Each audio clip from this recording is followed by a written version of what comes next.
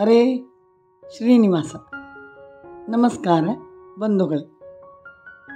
ಮಾರ್ಗಶಿರ ಮಾಸದ ಕೃಷ್ಣ ಪಕ್ಷದ ಏಕಾದಶಿಗೆ ಸಫಲ ಏಕಾದಶಿ ಎಂದು ಕರೆಯುತ್ತಾರೆ. ಪುರಾಣದಲ್ಲಿ ಈ ಸಫಲ ಏಕಾದಶಿಯ ಮಹತ್ವವನ್ನು ತಿಳಿಸಿದ್ದಾರೆ.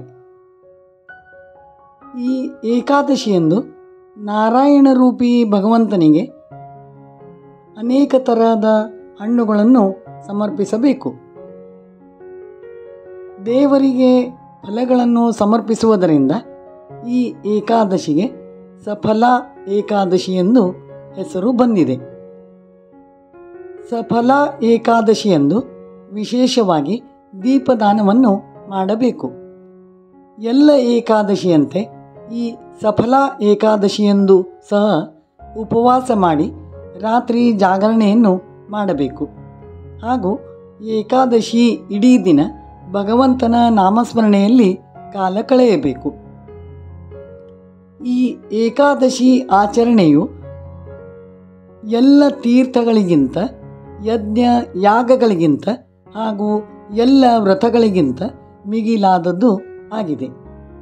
ಅದಕ್ಕೆ ಸಫಲ ಏಕಾದಶಿ ಆಚರಣೆಗೆ ಬಹಳ ಮಹತ್ವವಿದೆ.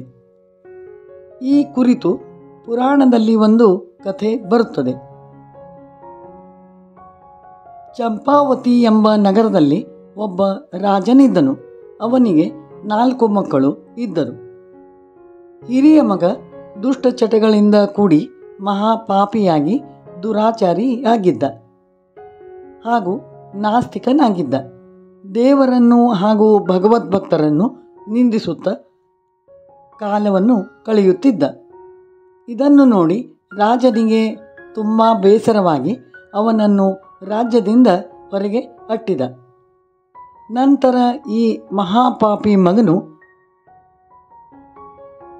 ಎಲ್ಲರನ್ನೂ ಹೆದರಿಸುತ್ತಾ ಕಳ್ಳತನ ಮಾಡಿ ಜೀವನವನ್ನು ನಡೆಸುತ್ತಿದ್ದ. ಹೀಗಿರುವಾಗ ಒಮ್ಮೆ ಮಾರ್ಗಶಿರ ಮಾಸದ ಕೃಷ್ಣ ಪಕ್ಷದ ಸಫಲ ಏಕಾದಶಿ ಬಂದಾಗ ಇವನು ಅರಳಿ ಮರದ ಕೆಳಗೆ ವಾಸ ಮಾಡಿ ತುಂಬ ಚಳಿ ಇದ್ದದ್ದರಿಂದ ಅವನಿಗೆ ಏಳಲಿಕ್ಕಾಗದೆ ಹಾಗೇ ಮಲಗಿ ನಂತರ ಮಧ್ಯಾಹ್ನದ ನಂತರ ಅಲ್ಲಿಯೇ ಮರದಲ್ಲಿದ್ದ ಕೆಲವು ಹಣ್ಣುಗಳನ್ನು ತೆಗೆದುಕೊಂಡು ಬಂದು ಭಗವಂತನಿಗೆ ಸಮರ್ಪಿಸುತ್ತಾನೆ.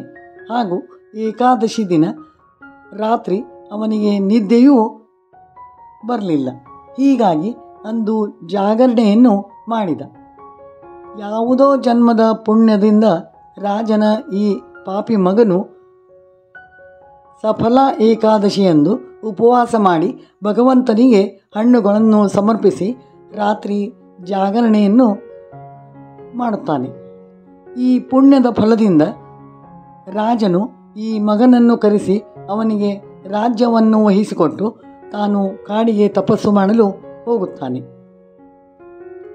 ನಂತರ ಈ ರಾಜನ ಮಗನು ಒಳ್ಳೆಯವನಾಗಿ ಭಗವಂತನಲ್ಲಿ ಭಕ್ತಿಯುಳ್ಳವನಾಗಿ ಅನೇಕ ವರ್ಷಗಳ ಕಾಲ ರಾಜ್ಯಭಾರವನ್ನು ಮಾಡುತ್ತಾನೆ.